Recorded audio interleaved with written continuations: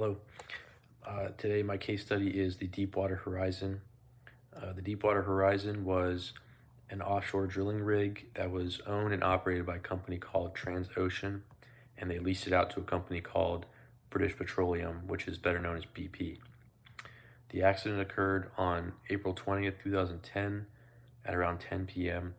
when a massive explosion happened and killed 11 and injured 17, as well as the fire that resulted, which burned for days and eventually resulted in the sinking of the Deepwater Horizon. A BP investigation after the fact found that the cause of the explosion was a blowout, which is a term used in the oil industry, and it means that the oil or natural gas found within the well overcame the strength of the prevention system, in this case the wellhead, and shot up very quickly and was not able to be contained.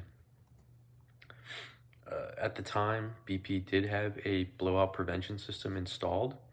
However, it was not automatic and it was not remote operated. It was only operated with a kill switch on or off. This is different from other countries. For example, Norway and Brazil, they do mandate, at the time they did mandate automatic prevention systems as like acoustic detection and remote controlled operated systems. However, in the case of the US and BP, they did not have to do it. It was not regulated because the company successfully lobbied regulators not to have it installed because it would be too costly. So these companies, BP, Transocean, and a company called Halliburton, who was responsible for drilling the concrete in the wellhead, they had a poor rapport among employees, or they did not hold the confidence of their employees very well. For example, at least a year before the explosion, BP engineers had concerns about Deepwater Horizon and its equipment, whether or not it could withstand the large pressures in the particular well they were drilling into under the Gulf of Mexico. For example, workers on the rig, which included Transocean employees as well as BP engineers, reported in a confidential survey that they found that the companies placed more importance on drilling time and efficiency rather than safety measures and maintenance of equipment. Halliburton employees and executives also knew that if they were going to drill or pour the concrete on the wellhead, it would have to take longer than what was agreed to. However, they met the deadline anyway using poor equipment and technique.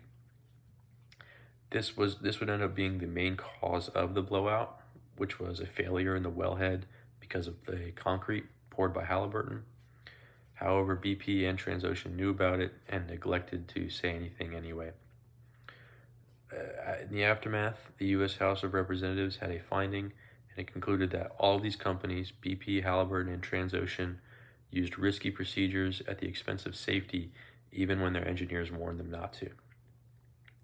So these corporations obviously had values pertaining to profit over safety.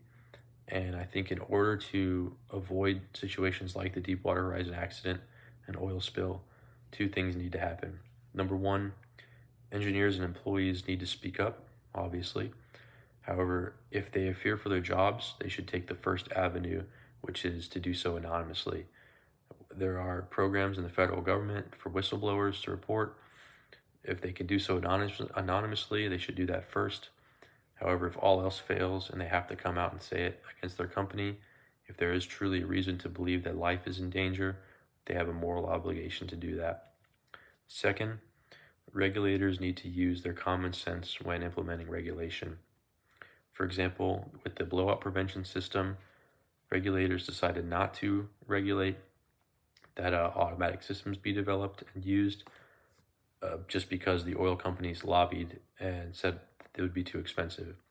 Using common sense, a sophisticated system, while expensive, would be much less financial damage for the companies compared to the $65 billion BP paid out since the explosion.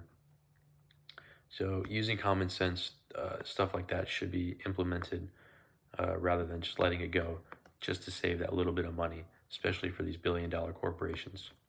That's all. Thank you.